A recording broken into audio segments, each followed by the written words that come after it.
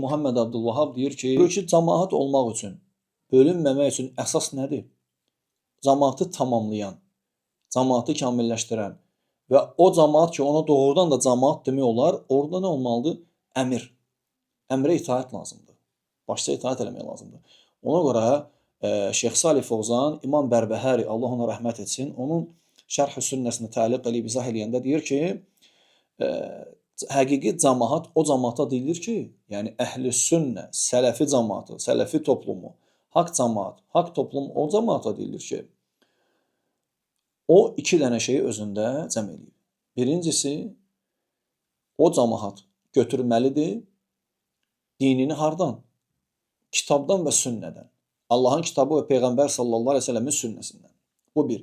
İkincisi, o cəmaatı idarə ilə müsəlman bir rəhbər olmalıdır. Bu ikisindən biri olmasa və salam. O cəmaat sayılmır. Ona görə bilmək lazımdır ki, mütləq şəkildə cəmaat olmalıdır və cəmaatın da gərək müsəlman rəhbəri və götürdüyü yer har olsun, sünnə. Ona görə biz bilməliyik ki, qardaşlar, bir adam əhl-i sünnədən sayılması üçün gərək hər şeydə əhl-i sünnənin yoluna getsin. Əqidəsində, mənhəcində, ədəbində, əxlaqında, müamiləsində. Yoxsa bəzi insanlar mənhəcə əqidəsi salamatdır, amma ədəbində problem var. Ədalətsizlik eləyir. Olmaz. Sələfi ədalətli olmalıdır. Bəzi adamlar var, məsələn, deyir, mən əhl-i sünnəyəm, amma məsələn, rəhbərin dalınca danışır, rəhbəri alçaldır, onu gözdən salır və s. nə qədər şeylər. O adam əhl-i sünnədən sayıla bilməz. Ona görə biz bilməliyik ki, məsələn, İmam Bərbəhər rahimehullah başqa bir sözündə, yenə Şərh-i Sünnədə olmalıdır, səhv eləmirəmsə, deyir ki, la yuqalu li raculin sahibus sünnə hatta tecma'a fihi as-sünnətu kullaha. Bir adama əhl-i sünnədir demək olmaz, ta ki, bütün sünnən özündə əhatə eləməyincə, cəm eləməyincə. Əqidə, mənhəz, ədalət, müamilə, əxlaq, rəhbərə itaat və s. bütün. Sən əhl-i sünnəsənsə, rəhbərin dalınca danışmamalısan. Sən əhl-i sünnəsənsə, sələfisənsə, ölkənin rəhbəri üçün müsəlman rəhbərdən gedir söhbət. Müsəlman rəhbər üçün dua eləyəndə sən narahat olmalı deyilsən. Əksinə sevinməlisən. Yaxşı, sən də narahat olursan, xavaric də narahat olur. Hizbi də narahat olur. Sən sələfisənsə, narahat olma əksinə. Sən də müdafiə elə, dua elə. Dua eləyənlər üçün dua elə və s.